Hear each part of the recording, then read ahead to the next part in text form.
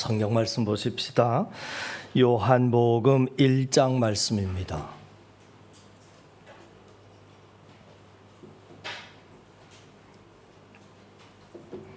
요한복음 1장 43절부터 끝절 51절까지 말씀입니다.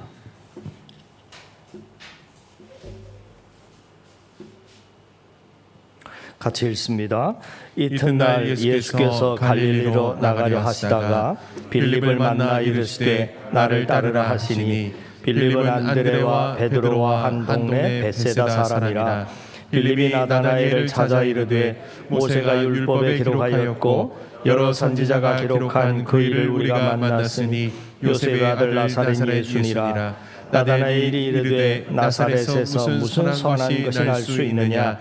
빌립이 이르되 와서 보라 하니라. 예수께서 나다나엘이 자기에게 오는 것을 보시고 그를 가리켜 이르시되 보라, 이는 참으로 이스라엘 사람이라. 그 속에 간사한 것이 없도다. 나다나엘이 이르되 어떻게 나를 아시나이까. 예수께서 대답하여 이르시되 빌립이 너를 부르기 전에 내가 무화과 나무 아래 있을 때에 보았노라. 나다나엘이 대답하되 라비여, 당신은 하나님의 아들이시요 당신은 이스라엘의 임금이로소이다. 예수께서 대답하여 이르시되 내가 너를 무화과 나무 아래에서 보았다 함으로 믿느냐. 이보다 더 큰 일을 보리라. 또 이르시되 진실로 진실로 너에게 이르노니 하늘이 열리고 하나님의 사자들이 인자 위에 오르락내리락 하는 것을 보리라 하시니라. 아멘. 우리 앞뒤 옆 사람 살피시면서 반가운 인사 먼저 나눕니다. 반갑습니다. 반갑습니다. 반갑습니다. 12제자의 명단을 각 복음서마다 기록을 하고 있는데요. 두 사람의 이름이 같이 붙어 나오는 경우가 있습니다. 오늘 본문에도 빌립과 바돌로메, 또 우리가 아는 베드로와 요한도 그렇지요. 이런 사람들은 참 좋은 신앙의 친구들입니다. 성경에는 이렇게 신앙의 좋은 친구 또는 동역자들이 등장을 하는데 바울과 바나바, 또 다윗과 요나단, 여호수아와 갈렙도 그렇습니다. 오늘은 우리가 이렇게 좋은 친구 덕분에 예수님의 12제자의 반열에 들게 된 사람들을 살펴볼 수 있습니다. 어떤 이름들이 나오는지 살펴보면 좋겠습니다. 세례 요한을 따르던 안드레와 요한은 보라, 세상 죄를 지고 가는 하나님의 어린 양이라 하는 세례 요한 선생님의 증언을 듣고 예수님을 따라가 함께 시간을 보냅니다. 감격스러운 이 만남을 통해서 그들은 내가 메시아를 만났다 라고 예수님의 메시아 되심을 그들은 확신하게 됩니다. 안드레는 자신의 형 시몬을 주님께 인도했고 베드로를 제자 삼으신 예수님은 갈릴리로 나가시려다가 오늘 빌립을 만나시고 나를 따르라 하셨습니다. 이후에 다른 기록이 부연되지 않은 것으로 보아서 이 빌립은 아마 예수님의 신적인 권위에 압도되어서 즉시 그 자리에서 결단을 하고 예수님을 따랐던 것으로 보여집니다. 이제 빌립 일행은 친구 나다나엘을 찾아갑니다. 흥분된 목소리로 우리가 메시아를 만났다. 나사렛 출신이신 이분은 율법과 선지자들의 글에 기록된 바로 그분이야. 나다나엘이 반응합니다. 메시아가 나사렛에서? 에이, 어떻게 나사렛에서? 10마디 말보다 직접 만나보는 것이 낫겠다라고 생각했던지 빌립은 직접 와서 보라 하였고 나다나엘은 별 기대 없이 그를 따라가 봅니다. 이윽고 예수님과 나다나엘이 만나서 이 둘의 대화가 47절부터 51절까지 이어지는데 우리가 가지고 있는 개역 개정이 아니라 표준 세번역을 보시면 이해가 좀 쉽습니다. 그래서 여러분 앞에 글을 한번 보시죠. 상황극입니다. 제가 예수님, 여러분이 나다나엘. 이렇게 읽으시면 되겠습니다. 제가 예수님을 읽겠습니다. 예수님, 보아라, 저 사람이야말로 참으로 이스라엘 사람이다. 그에게는 거짓이 없다. 어떻게 나를 아십니까? 빌립이 너를 부르기 전에 내가 무화과 나무 아래에 있는 것을 내가 보았다. 선생님은 하나님의 아들이시요 이스라엘의 왕이십니다. 네가 무화과 나무 아래에 있을 때 내가 너를 보았다고 해서 믿느냐? 이것보다 더 큰 일을 내가 볼 것이다. 내가 진정으로 너희에게 말한다. 너희는 하늘이 열리고 하나님의 천사들이 인자 위에 오르락 내리락 하는 것을 보게 될 것이다. 이것이 나다나엘과 예수님의 대화였습니다. 왜 예수님은 이제 막 제자가 된 이들에게 이보다 더 큰 일, 즉 하늘이 열리고 하나님의 사자들이 자신 위에 오르락 내리락 하는 것을 보게 될 것이라고 말씀하시는 것이겠습니까? 이 의미를 신생 제자들이 그 의미가 무슨 의미인지 알기나 할까요? 44절에 다시 보시면 빌립은 안드레와 베드로와 한 동네 벳세다 사람이라 하였는데, 여러분, 벳세다라고 하는 곳은 갈릴리의 북쪽 마을입니다. 벳세다라고 하는 곳은 우리나라 의미로 풀면 어부의 집, 물고기의 집이라고 하는 뜻입니다. 그래서 원어의 벳은 집인데, 그래서 베들레헴 그러면 빵집, 베다니 그러면 고통의 집, 빈민의 집, 어려움을 겪고 있는 사람들의 집이라고 하는 의미입니다. 그래서 벳세다는 맹인의 눈에 침을 뱉으시며 안수하심으로 치유하는 그런 사건이 있었던 곳이고요. 또 보리떡 5개와 물고기 2마리로 5,000명을 먹이셨던 곳이 바로 벳세다입니다. 많은 이적을 경험했고 마음을 열어 그럼에도 불구하고 주님을 영접하지 않은 그 벳세다를 향해서 주님은 화 있을진저 고라시나 화 있을진저 벳세다야, 너희에게 행한 모든 권능을 두로와 시돈에서 행하였더라면 그들이 벌써 베옷을 입고 제에 앉아 회개하였으리라 책망을 받았던 곳이 바로 벳세다입니다. 예수님 당시 랍비들은 무화과 나무 아래에서 개인적으로 묵상을 하거나 기도를 하거나 때때로 말씀을 가르치거나 배우는 장소로 쓰여졌습니다. 그래서 어떤 학자들은 나다나엘을 랍비나 서기관이었던 것으로 추측을 하기도 합니다. 또 빌립과 나다나엘의 대화의 초점을 가만 살펴보면 그들의 초점이 하나로 집약되는 것을 보게 됩니다. 메시아가 어디서 어떻게 오시는지 하는 것에 맞추어져 있다 하는 것을 발견할 수 있습니다. 나다나엘은 아마도 틈만 나면 무화과 나무 아래에서 하나님의 말씀을 날마다 상고하고 깊이 읽고 또 읽으면서 묵상했을 것으로 보여집니다.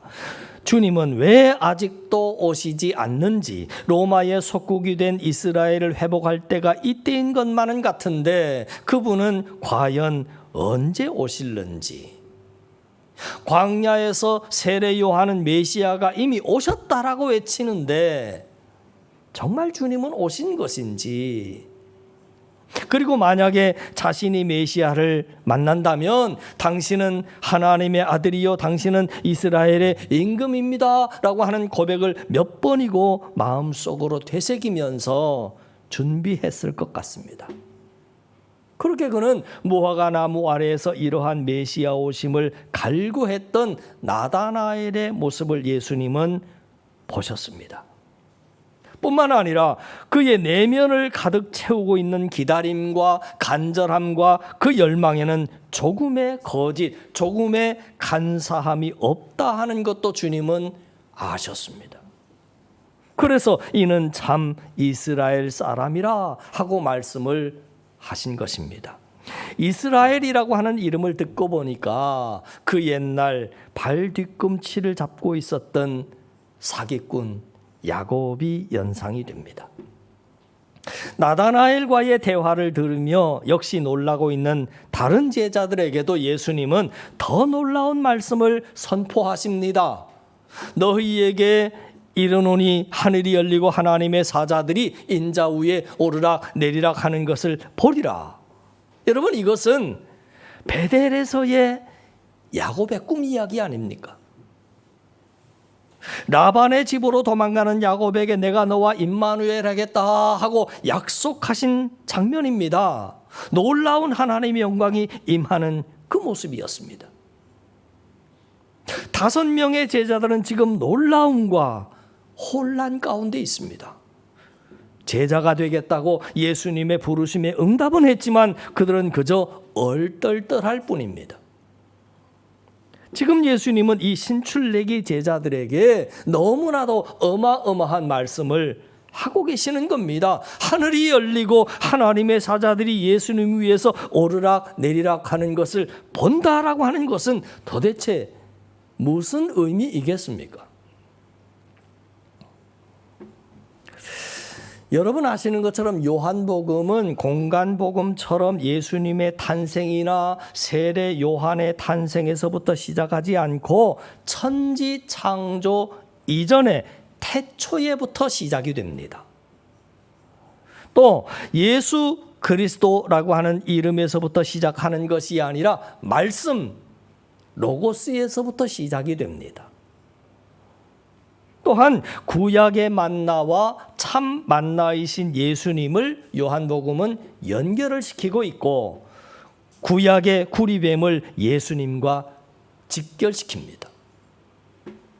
말하자면 요한복음은 땅과 하늘, 구약과 예수님을 연결시키면서 예수님이 예언된 메시아이시다라고 하는 것을 강조하고 있는 것입니다.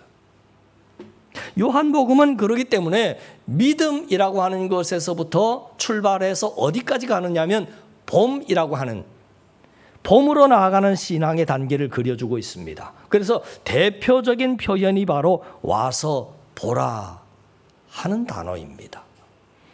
여러분, 본다라고 하는 것은 영적인 눈을 뜬다 하는 의미입니다. 그래서 우리가 지금 요한복음 1장 7절 서문에 보면 그 서문에 뭐가 나오느냐면 가장 먼저 믿음에 대하여 언급을 합니다. 그런데 그 믿음에 대해서 언급을 한 이후에 곧바로 14절까지 넘어가면 우리가 그의 영광을 보니 라고 언급을 하면서 결국에는 성경은 서문에서 요한복음 서문에서 믿음에서 봄으로의 발전 단계를 말하고 있는 것을 우리가 살펴볼 수 있습니다. 자, 빌립이 나다나엘을 찾아 메시아를 만났다 했을 때 나다나엘이 다소 좀 빈정거리는 말투로 말하자 빌립은 와서 보라 했습니다. 빌립은 나다나엘의 부정적인 반응에 어떠한 설명이나 더 이상 다른 말로 응수하지 않고 그저 와서 보라 그렇게만 말합니다. 그러고 보면 오늘 본문을 비롯한 요한복음 1장에서는 참 특이하게 보다라고 하는 의미의 표현들이 참 많이 나옵니다. 여러분 시간이 좀 가지만 성경 한번 보십시다. 29절부터 51절까지의 이 보다라고 하는 단어가 얼마나 반복이 되고 있는지 한번 보시죠. 자, 29절 여러분도 한번 보시지요. 보다라고 하는 단어가 얼마나 나오는지 좀 시간이 가도 원고에는 없습니다만 한번 보십시다. 29절에 이튿날 요한이 예수께서 자기에게 나오심을 보고 이르되 또 보라 그랬어요. 32절에 내가 봄에 그죠? 또 33절 중반부 하반부에 보거든 34절에 내가 보고 36절 보고 보라 38절 보시고 또 넘어갑니다. 39절 와서 보라. 그 밑에 보고 42절 보시고 그리고 오늘 본문으로 넘어왔어요. 46절에 보라. 47절 또 보시고 보라. 48절 보았노라.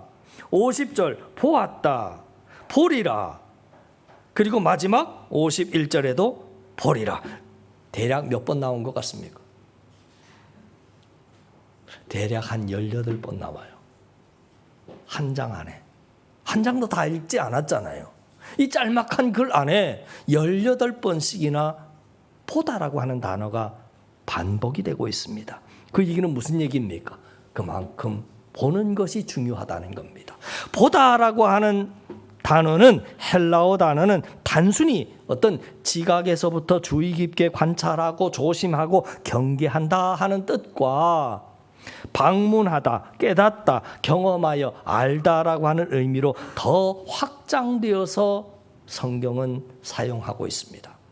그래서 예수님이 보시는 그 보다와 우리 인간이 보는 보다가 나누어질 수 있지요. 먼저 예수님이 보실 때는 인간의 전인격적인 모든 것을 신적인 권능으로 꿰뚫어 보고 아신다 하는 의미로 사용되고 있고요.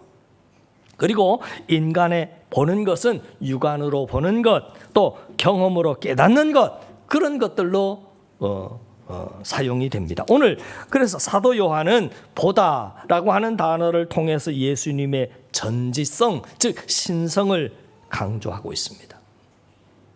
여러분, 이스라엘이 된 야곱이 베델에서 잠이 들었을 때 사닥다리가 땅과 하늘로 닿아서 하나님의 사자들이 오르락 내리락 하는 것을 봤습니다.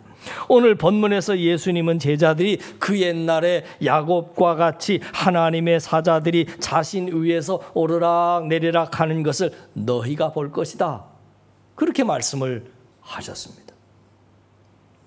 하나님을 만난 야곱은 그곳의 이름을 명명했습니다. 베델 그랬습니다. 하나님의 천사들이 예수님 위에 오르락 내리락 하는 것은 하나님과 우리 인간의 관계가 새롭게 열렸다 하는 것입니다. 하나님의 아들이신 예수님을 통해서 하나님과의 막혔던 문이 열렸음을 말하는 의미입니다. 하나님 나라가 이 땅에 임했습니다. 야곱이 본 환상이 예수님을 통해서 이루어졌습니다. 이제 하나님의 집 성전이신 예수님을 통하여 하나님과 자유로운 소통의 문이 열리게 됐고 우리도 하나님께 예배드리는 성전이 되었습니다. 예수님이 하늘과 땅의 통로이고 중보자입니다.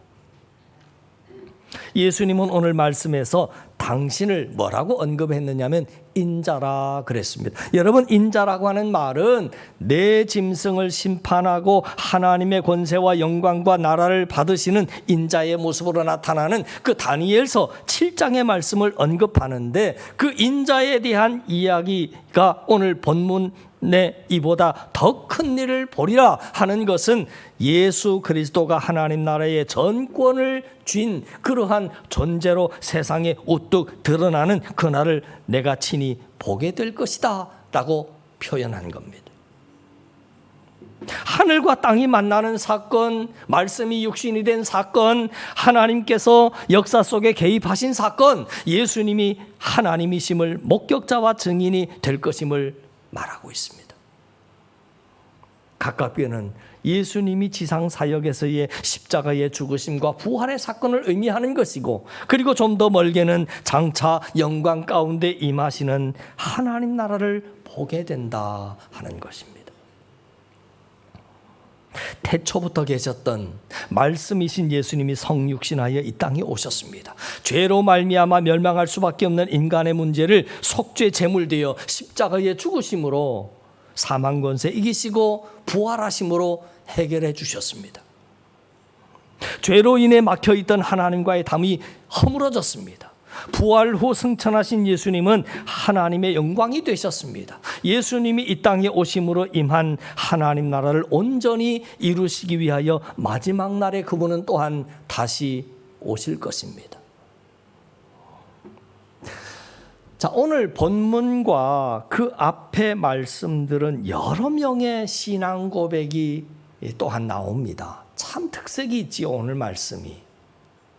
여러 명의 신앙 고백이 나오는데 그 내용들이 조금씩 다 다르구나 하는 것을 발견합니다. 여러분 아시는 것처럼 지금 보면 세례 요한의 고백이 나오고 두 제자의 고백이 나오고 빌립의 고백이 나오고 나다나엘의 고백이 나옵니다. 각각 다 달라요. 그 고백들을 한번 살펴보면 좋겠다 싶어서 앞에 여러분 쓰여진 대로 세례 요한이 뭐라고 고백했는가 같이 읽어나가십니다. 시작. 보라, 세상 죄를 지고 가는 하나님의 어린 양이로다. 누가 고백했어요? 세례 요한입니다. 그 다음에 두 제자, 그러면 이 두 제자는 누구냐면 요한과 사도 요한입니다. 요한과 안드레, 그 안드레의 고백입니다. 시작. 우리가 메시아를 만났다 고백했습니다. 그 다음에 나다나엘의 친구인 빌립의 고백이 있습니다. 빌립 시작. 모세가 율법에 기록하였고 여러 선지자가 기록한 그 일을 우리가 만났으니 요셉의 아들 나사렛 예수라. 마지막으로 여러분 나다나엘이 뭐라고 고백하는지 보시죠. 시작. 당신은 하나님의 아들이시요 당신은 이스라엘의 임금이로소이다 하고 말합니다. 오늘 나다나엘이 고백하는 하나님의 아들, 당신은 이 땅의 임금이십니다. 이 말의 의미가 무슨 의미인지 잠시 살펴보지요. 먼저 하나님의 아들이라고 하는 고백은 그 당시 사내들인의 종교 지도자들에게는 그 언어는 신성 모독이라고 하는 죄명으로 사형을 받을 수밖에 없는 대단히 위험한 발언입니다. 예수님도 이 신성 모독죄로 인하여 종교재판에 넘겨졌지 않습니까? 그 다음에 이스라엘의 임금이라고 하는 고백은 그 당시 우상, 황제 숭배 사상이 아주 팽배했던 그 로마 사람들에게 있어서는 역시 반역죄입니다. 그래서 사형을 받을 수 있는 이 또한 대단히 위험천만한 말임에도 불구하고 나다나엘은 이런 모든 위험을 무릅쓰고 예수님이 하나님의 아들이십니다, 그리스도이십니다 라고 하는 고백을 하고 있는 겁니다. 그가 어떻게 그렇게 고백할 수 있었겠습니까? 보았다, 그리고 보리라 하는 이 언어들 속에서, 이 반복되는 언어들 속에서 우리의 신앙, 우리의 믿음은 볼 수 있는 것이라고 하는 것을 오늘 성경은 우리에게 말하고 있는 겁니다. 시력이 좋다고 보는 것이 아니라, 보다라고 하는 단어가 거듭거듭 나오는 이유는 보아야 할 것을 우리가 보지 못하는 경우가 너무나도 많기 때문일 것입니다. 여러분은 예수님을 만나셨습니까? 여러분은 예수님을 누구라고 고백하십니까? 예수님을 하나님의 아들로 인정하고 고백하는 자만이 하나님의 나라에 참여할 수 있습니다. 우리 삶에서 더 깊은 믿음의 세계로 나아갈 때 그 일을 이루시는 분은 예수님이십니다. 그러기에 우리는 매 순간 예수님을 더욱 깊이 의지하고 우리의 눈을 열어 더 깊은 신앙의 세계로 나아가야 할 것입니다. 하늘이 보이고 그 영광을 보며 살았던 제자들의 모습, 그 모습을 그림으로 그린 사람이 있지요.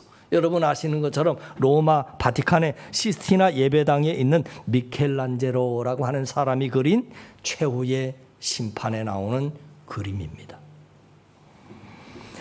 나사렛에서 무슨 선한 것이 나겠느냐, 아주 냉소적이었던 그 나다나엘이 이후에 변했습니다. 뭐라고 고백했느냐면 당신은 하나님의 아들이십니다, 당신은 이스라엘의 임금이십니다, 그렇게 고백하며 주를 따랐습니다. 나다나엘은 하나님의 선물이라고 하는 뜻입니다. 공간복음에서는 그의 이름이 바뀌지요. 바돌로메라고 하는 다른 이름으로 나옵니다. 여러분, 바돌로메는 전승에 의하면 이때부터 예수님을 따라 예수님의 제자가 됩니다. 그리고 이 나다나엘은 예수님이 승천하신 이후 소아시아 지방인 프리기아 그리고 리카오니아 등지를 거쳐서 아르메니아에 도달해 그곳에서 선교 활동을 하다가 이교 사제들의 선동을 받은 아스티아제스라고 하는 왕에 의해서 참수당한 것으로 알려져 있습니다. 여러분, 나다나엘은 산채로 세 자루의 칼에 의해서 전신의 살가죽이 벗겨집니다. 그리고 나중에는 십자가에 못 박혀 머리가 베어진 이후에 그 시체가 자루에 넣어지고 묶이어서 바다에 그 시체가 던져졌다고 합니다. 시신조차 찾을 수 없을 정도로 주를 위해서 충성한 그는 그토록 사모하던 주님을 천국에서 보고 만났을 것입니다. 전신의 살가죽이 벗겨진 그 살가죽을 들고 있는 그림, 나다나엘의 모습이지요. 그의 손에는 뭐가 들려져 있냐면 한 자루의 칼이 들려져 있습니다. 그래서 나다나엘을 상징하는 것은 칼입니다. 그 칼에 의해서 살가죽이 벗겨졌다 하는 것을 상징하기도 하고, 또 그 칼로 인해서 내가 복음으로 복수할 거야 하는 의미를 담기도 합니다. 그런데 여러분, 이 그림을 가만히 들여다보면 얼굴이 나다나엘이 얼굴이 아닙니다. 살가죽은 나다나엘의 살가죽을 가지고 있는데 사실 나다나엘이 얼굴이 아니라 다른 이의 얼굴입니다. 여러분, 좀 그림이 선명하게 보여진다면 참 좋았을 텐데, 이 그림에 나오는 살가죽은 나다나엘인데 얼굴은 다른 이의 얼굴입니다. 누구일까요?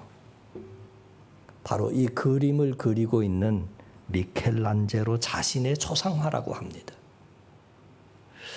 최후의 심판을 그림을 이 미켈란젤로가 그리면서 분노에 찬 그리스도 앞에서 죄를 짓고 있는 인물들의 고통스럽고 공포에 떨고 있는 모습, 그 모습을 작가 자신 또한 최후의 날을 아마 예감한 것 같습니다. 여러분 보시는 것이 미켈란젤로의 얼굴입니다. 이 얼굴과 나다나엘의 살가죽 껍질에 나오는 얼굴이 같아요.